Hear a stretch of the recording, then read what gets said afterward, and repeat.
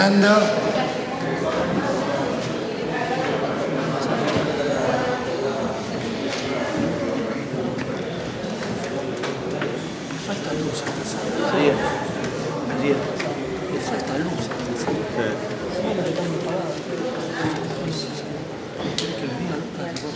Bueno, bienvenidos al tercer congreso de la Red Nacional Antimafia, una red que nació en abril del 2013, que integran 40 organizaciones de todo el país, que no es partidaria, sino que son organizaciones sociales que vienen luchando contra distintas temáticas que se vinculan al crimen organizado, y que después de una dolorosa experiencia de años de lucha llegamos a la conclusión de que no podíamos luchar por separado, sino integralmente contra los delitos de tipo mafioso.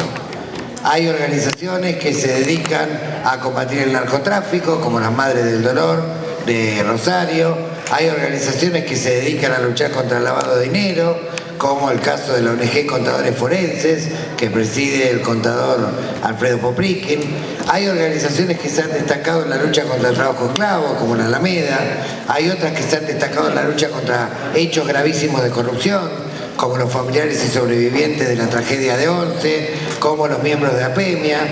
Hay organizaciones que se dedican a luchar contra la trata sexual, como la Red Alerta Entre Ríos, como la Red de Infancia Robada. Hay organizaciones que luchan contra el abuso sexual infantil, bueno, en fin, y la pornografía, un montón de delitos que cuando se cometen reiterada y sistemáticamente forman parte del combo del crimen organizado y son imposibles de desarrollar si no existen nichos de corrupción estatal que permiten y encubren, digamos, el desenvolvimiento de esos delitos. Queremos agradecer muy especialmente a todos los panelistas que tenemos en el transcurso del día de hoy. En el primer panel tenemos, bueno, ahora el periodista Ignacio González Prieto los va a presentar, pero tenemos destacados personalidades de la justicia y de las investigaciones sociales, y así durante todo el día vamos a ir viendo todas estas temáticas que se vinculan, digamos, a delitos que atentan contra la vida, contra la libertad, contra la dignidad, y quienes van a exponer son todas personas de terreno. De terreno significa que han hecho investigaciones concretas, han obtenido resultados concretos, han sacado alguna conclusión, han sacado alguna experiencia. Este tercer congreso es libre y gratuito, la inscripción está completa, así que en el transcurso del día se irá poblando concretamente, pero bueno, queremos agradecer muy especialmente, sabemos que es temprano, que es un día hábil, pero la presencia de todos ustedes, la presencia de los panelistas que tienen funciones muy importantes y que hoy se hicieron un paréntesis para poder, digamos, intervenir en este congreso, del cual siempre aprendemos y sacamos conclusiones para la acción. Muchas gracias.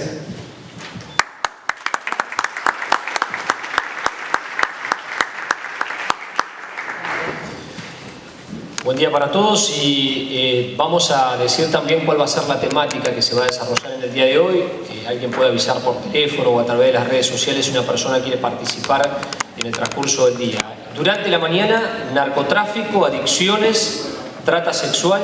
abuso y género. Y por la tarde, trabajo esclavo, medio ambiente, mafia y servicios de inteligencia. Esos van a ser los temas que se van a desarrollar durante toda la jornada de hoy. Voy a ir presentando a cada uno de los exponentes. Realmente, como decía Gustavo, todos son personas muy importantes en su ámbito. Empiezo de izquierda a derecha. Tenemos al juez federal de Santa Fe, el doctor Juan Carlos Vera Barrios, un juez muy importante.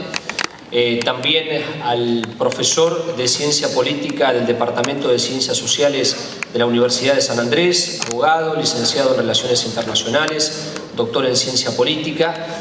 Alberto Foring.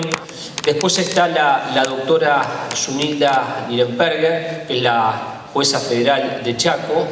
de Sáenz Peña. Ha sido muy importante en los últimos tiempos en cuanto a la causa Carbón Blanco, nada más ni nada menos, y otras investigaciones importantes en un lugar muy sensible y caliente del país. A su lado está Alberto Poprikin, que es un investigador de delitos económicos, forenses, lavado de dinero, y también de delitos que tienen que ver con los delitos económicos. Es un hombre muy importante que trabaja para el Poder Judicial y también en la universidad. Y por último,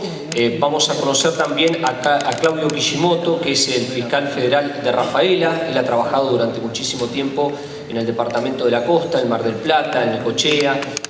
fue secretario de la Fiscalía Federal número 2 de Mar del Plata durante 12 años y también ha trabajado en los últimos tiempos en delitos que tienen que ver con la prostitución, la trata de personas y también el narcotráfico. Así que, como verán, tenemos exponentes de fuste. Yo voy a hablar lo menos posible, como conversábamos con ellos, y voy a tratar de ser lo más directo y de hacer preguntas puntuales que mucha gente se hace y que, bueno, nos van a servir a todos para aprender un poco. Y como somos todos caballeros, vamos a dejar empezar en primer término a la doctora Zunilda Niloperca. Zunilda. Muchas gracias. No, gracias. Buenos días a todos y a todas. ¿Cómo están? Bueno, agradezco muy especialmente a Gustavo Vera y a la Alameda por haberme invitado nuevamente a este congreso que realiza cada año. Y es que ya me siento un poco mimada por Gustavo Vera, que siempre me hace partícipe de cada trabajo que realiza en contra o en la lucha por estas grandes contra estas grandes problemáticas o estos temas que preocupan a la sociedad. Y nada, yo voy a hacer un planteamiento del estado del narcotráfico en nuestro país, desde la experiencia que me da haber trabajado en los juzgados de Sáenz Peña, de Formosa,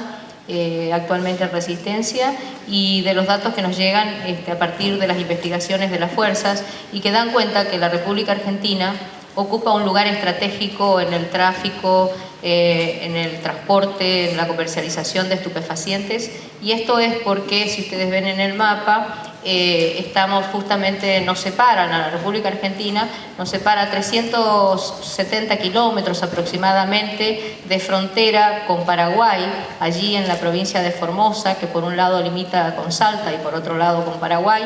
y unas 699 más o menos, 699 kilómetros de frontera que nos separan con Chile, con Bolivia y con Paraguay allí en Salta.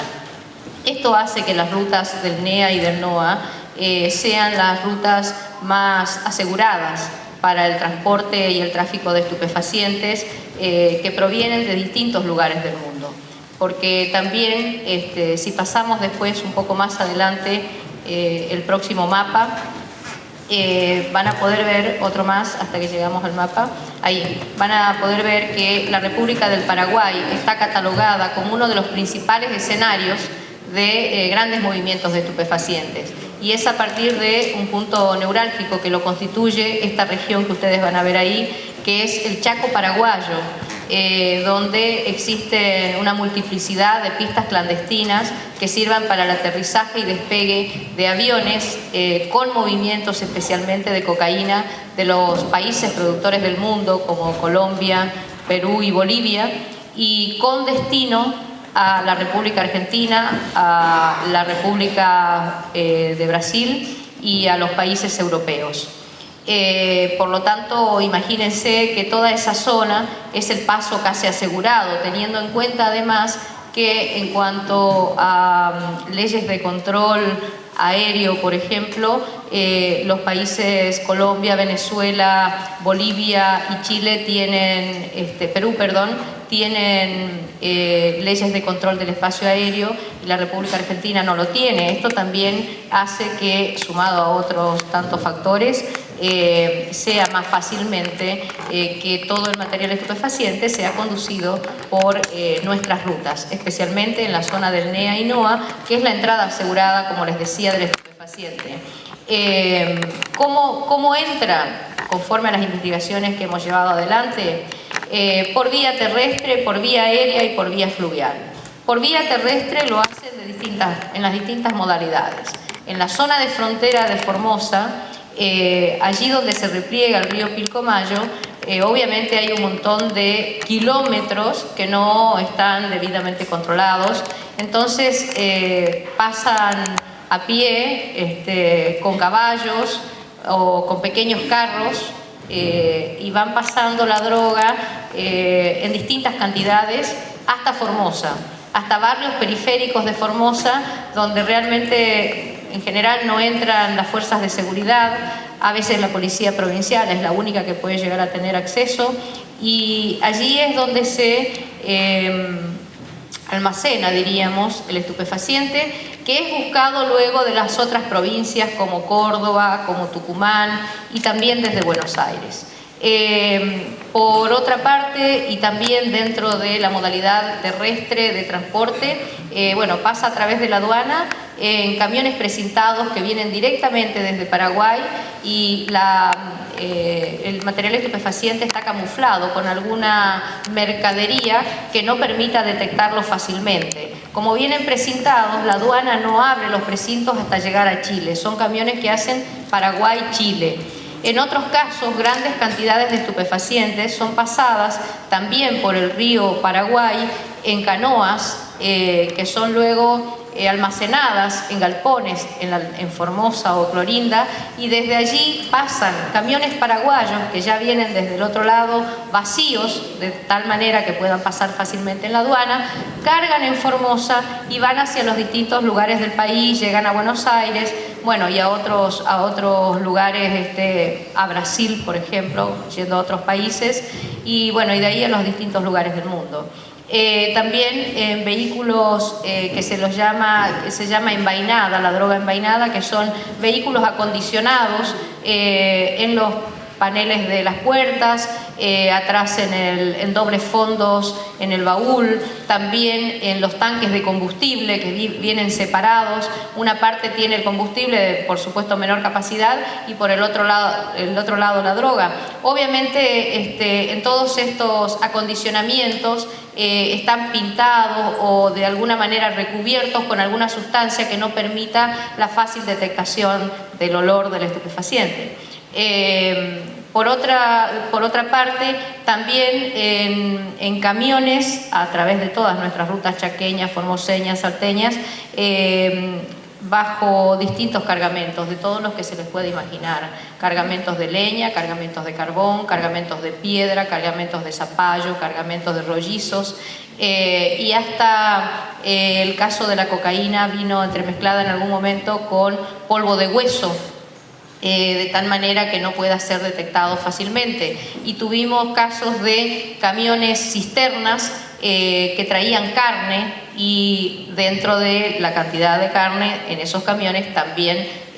venía cocaína. Bueno, como ya ven, hay distintas modalidades para transportar la droga desde los países vecinos hacia nuestro país por vía terrestre. Y por otra parte, en pequeñas escalas lo hacen también bajo la modalidad de encomienda o a través de las llamadas mulas, que no son otra cosa que personas muy necesitadas de dinero, el último eslabón de la cadena, herramientas que toman los grandes productores, los comerciantes, y que solamente salen perjudicadas ellas mismas, que para el comercio y el empresario del estupefaciente no les significa ninguna pérdida, porque justamente no se va a hacer cargo del sistema penal, ni se va a hacer cargo de tener que lidiar con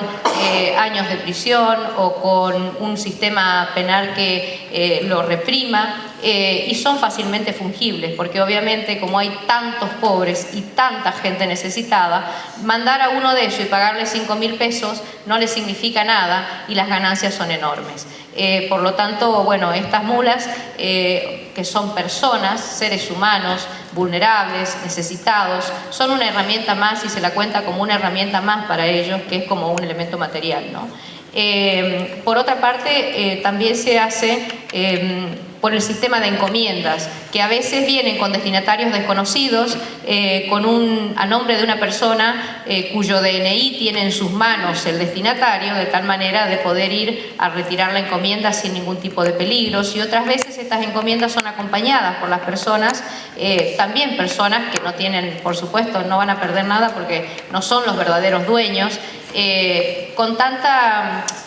se nota la falta de cultura, de educación, y además de cómo resultan ser estas herramientas de los comerciantes, que a veces llevan incluso en sus manos el ticket de la encomienda o de el equipaje que tiene la droga. Por lo tanto, al detectarse de que existe este equipaje con material estupefaciente, se busca ver de quién es el equipaje y estas personas tienen el ticket encima. Quiere decir que ni siquiera algunos son conscientes del peligro que significa o de qué es lo que están transportando, más allá de que saben qué es lo que transportan. Pero quiero decir de que en realidad están siendo unos elementos más, ¿no?, de los comerciantes. Bueno, por vía fluvial también a través del río Paraguay y Paraná, en canoas, hemos tenido detectaciones en los últimos tiempos, pero que no lo hemos podido llevar adelante después en la constatación por nuestras investigaciones de gente que está pescando a la vera del río y que ve grandes contenedores a los que se acercan lanchas, y esas lanchas bajan o van hacia la orilla con paquetes o con bolsas grandes que podrían contener estupefacientes. No lo hemos podido determinar, pero podría ser una modalidad fácil, digamos, que se pueda llevar adelante también por la falta de control que hay sobre los grandes contenedores que vienen desde Paraguay y vienen hacia Buenos Aires. Por vía aérea, bueno, tenemos amplitud de pistas clandestinas, y cuando digo amplitud de pistas clandestinas me voy a detener 2 minutos más en esto, a pesar de que creo que yo me voy a pasar todos los minutos posibles que me habían dado, pero hay mucho discurso sobre las pistas clandestinas y a veces salen a decir que vamos a salir a detectar pistas clandestinas, individualizar las pistas clandestinas, y es en realidad como salir a buscar árboles en un monte, porque la pista clandestina es un pequeño espacio en el monte, en el campo, un campo recién arado, un campo recién cosechado. Nosotros hemos tenido casos en los cuales un avión que detectamos con marihuana bajó en un campo recién cosechado de soja, en caminos vecinales, cualquier pequeño espacio. Como son aviones de muy pequeño porte, que no tienen, si pasan, perdón la interrupción, pero si pasan las próximas diapositivas hasta que llegues a otros mapas, ahí estaban las rutas. Perdonen, porque yo no sirvo para trabajar con PowerPoint, y la única idea era que ustedes tengan idea de por dónde entraban. Ruta NEA y NOA, y otro que le sigue, están marcadas ahí, ¿ve? Las rutas con rojo, por donde entra el estupefaciente. Bueno, pero básicamente lo que les decía es que traen en aviones de muy bajo porte, que tienen incluso autonomía en cuanto de vuelo, porque cargan una sola vez combustible, no tienen que venir acá a cargar en Chaco, supónganse, en Formosa o en Santiago, para poder volver, sino que hacen viajes cortos, hacen vuelos rasantes, a veces ni siquiera se detienen y tiran la droga desde el aire. Por lo tanto, y también al ser vuelos tan bajos, son de muy difícil detectación por los radares. Por lo tanto, existen pistas clandestinas, sí, toda nuestra región y todo nuestro espacio terrestre y nuestro paisaje tan obstaculizado es una pista clandestina, o sea que pudiera bajar en cualquier lugar, que los vuelos clandestinos no tienen que aterrizar precisamente, por eso es tan difícil también poder aprenderlos, porque obviamente ni corren ese riesgo. Y bueno, y otra cosa es el tema de la radarización. Nosotros tenemos 3 radares que son tridimensionales, uno en Posada, otro en Resistencia y otro en Santiago del Estero, que serían radares aptos en principio para poder detectar los TAI o el transporte aéreo irregular, pero en el caso de estos vuelos que van tan rasantes, ni siquiera los radares los pueden detectar y muchas veces se pierden también en la distancia, en los obstáculos que hay en el espacio aéreo. Y por otra parte, con otros problemas más aún, que estos radares, si bien funcionan las 24 horas, solo son operados por personal técnico 6 horas, de las cuales 2 se están preparando para operarlo y 4 son las que estarían operando. Como vamos a ver después, seguramente el doctor Vera Barros, que mi colega de Rosario, se va a referir tal vez a la corrupción que existe. Sería muy fácil que alguien infiltrado dentro de los operadores pudiera darle el dato a quienes pretenden operar con aviones, y ya con eso terminaríamos de echar por tierra las únicas 4 horas que trabajan los radares. La empresa INVAP, que es una empresa del Estado y con fabricaciones militares, han proyectado la construcción de unos 6 radares, creo, que nos va a llevar un tiempo largo que se hagan, pero uno de los cuales estaría destinado tal vez a la zona del norte. Pero bueno, eso es un proyecto que hay. Pero allí no terminan los obstáculos respecto también de los radares, porque aun cuando estos radares estuvieran funcionando, hasta hoy la información va toda a un centro que está en Moreno, y de Moreno tendría que bajar a quien la necesite. Pero la falta de cooperación legal que existe entre las fuerzas aéreas y las fuerzas terrestres también dificulta este tipo de medidas. En algún momento, en alguna investigación, cuando yo quise trabajar con todas las fuerzas, también con la Policía Aeronáutica y también las fuerzas terrestres que tenía para utilizar de cada una de ellas los mejores recursos, nosotros pedimos a la Fuerza Aérea que nos mande un estado de los vuelos clandestinos y una información para poder nosotros detectar aviones que teóricamente teníamos individualizado en una investigación, y en realidad me mandaron a hablar con el ministro, o sea, no te dan la información tampoco. Sé que hay en el programa Escudo Norte están trabajando la Fuerza Aérea con las Fuerzas de Seguridad Terrestre, la Fuerza Aérea detectando e individualizando los vuelos en la parte aérea, y cuando bajan ya se hace cargo la Fuerza Terrestre. Según alguna información de Gendarmería, esto la verdad que yo no lo puedo certificar, en el momento que necesitaron la información llegó 2 días después. Por lo tanto, todas estas cuestiones deben ser aceitadas, porque si bien la radarización no es lo único y no es lo fundamental, es muy importante, porque por lo menos nos va a permitir prevenir, detectar con anticipación los vuelos, y nos puede servir mucho en una investigación donde estemos esperando, donde tengamos datos de que van a operar, para saber la ruta y para saber el momento en que estos salen para llegar al lugar donde tal vez podamos nosotros digo, con nuestras fuerzas terrestres o las fuerzas terrestres poder interceptarlo y reprimir. Entonces, como nosotros tenemos un paisaje también terrestre muy obstaculizado, muy amplio, porque además de llanuras tenemos monte, es muy difícil también para los pocos recursos y las fuerzas mínimas que tenemos que puedan llegar, porque si el avión cambia de ruta y nosotros no lo estamos escuchando, como sucedió en uno de los casos que lo pudimos agarrar de todas maneras porque se lo estaba escuchando vía telefónica, estaban intervenidas las líneas telefónicas, pero si no tenemos eso, es muy difícil, si cambia la ruta en el momento, que las fuerzas puedan llegar a tiempo para aprenderlo. Bueno, esto es por parte de la vía aérea, la vía terrestre, la vía fluvial, ya les dije de qué manera, el problema que tenemos con la radarización. Otros de los problemas es la falta de recursos. Todas estas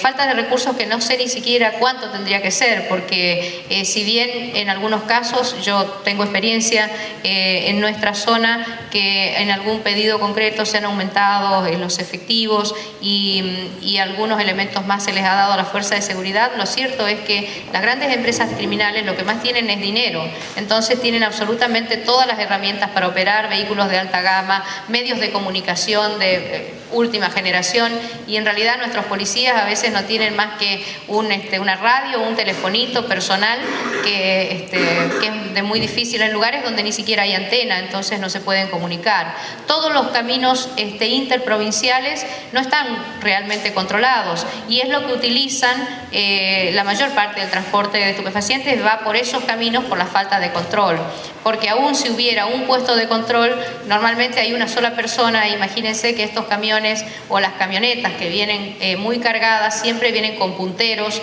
o con personas que las acompañan, entonces para un solo policía o 2 que hubiera, oponerse y hacerle, no sé, guerra o resistencia sería muy difícil. Por lo tanto, bueno, está muy claro que necesitamos aumentar los recursos, y los recursos especialmente personales también, pero creo que por donde pasa la cosa es capacitar en inteligencia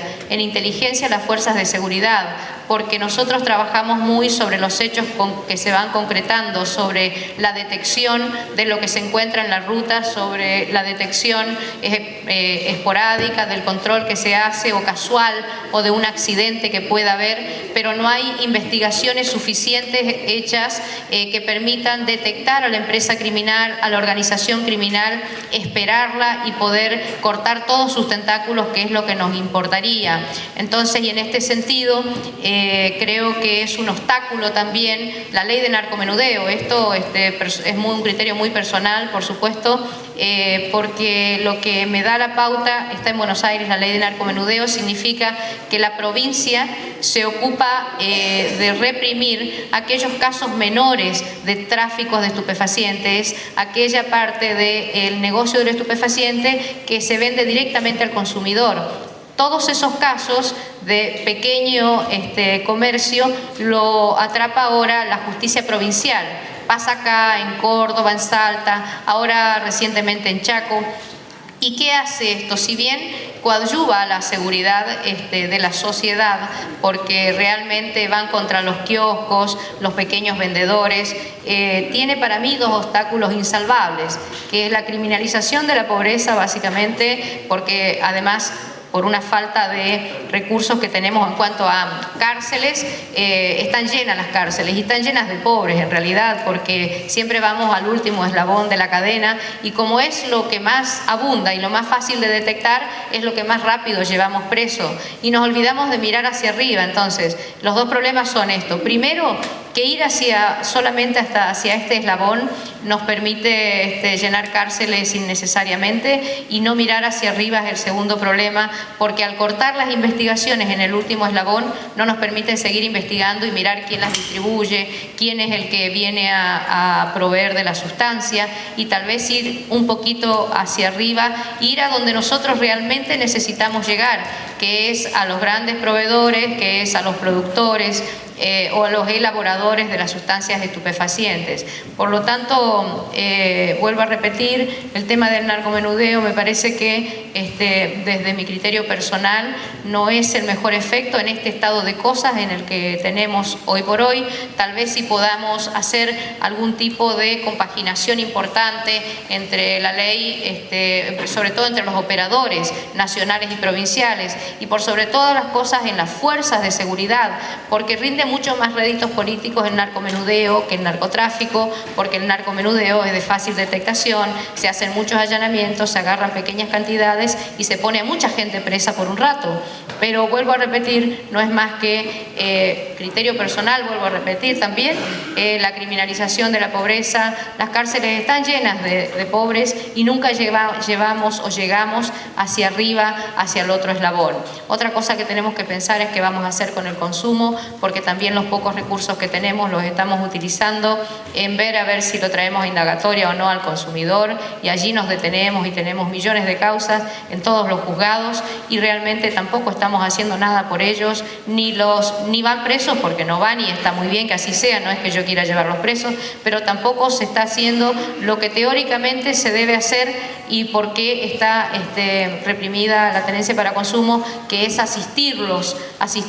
en la salud, que es lo que necesitan para la desintoxicación o la reinserción. Y en esto también estamos muy pobres. Entonces creo que tenemos que empezar a repensar qué queremos hacer respecto de el narcotráfico, empezar a pensar qué queremos hacer respecto de los consumidores, qué lugar vamos a ocupar, y en ese sentido tener reglas claras para trabajar y gastar los pocos recursos que hay solamente en esas vías, ¿no? Y por sobre todas las cosas, si no hay una voluntad generalizada, regional y también dentro del país, que sea en este país federal, de todos los gobiernos provinciales, juntamente con el nacional, con la región, y una sociedad comprometida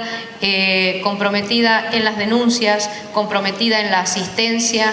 vamos a seguir como estamos y vamos a seguir creciendo en este camino en el que nos encontramos, que creo que no es el que más queremos. Atacar la corrupción es otra de los puntos importantes, y bueno, y en tal sentido yo ya le dejo la palabra a mi compañero porque me excedí, creo, terriblemente en mi exposición. Muchísimas gracias.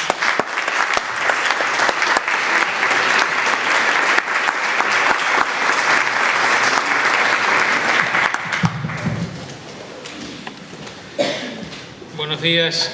Es un gusto estar aquí, es un honor compartir este panel y es obligado entonces el agradecimiento a tantos organizadores, pero principalmente a la Fundación Alameda y a la Unión de Empleados de Justicia de la Nación, en la persona de sus responsables, Gustavo Vera y Julio Piumato. Es por ello que hoy estamos aquí. Adelantaba Zunilda que nos vamos a referir a la corrupción, porque la verdad que la corrupción es como el puente mediante el cual el narcotráfico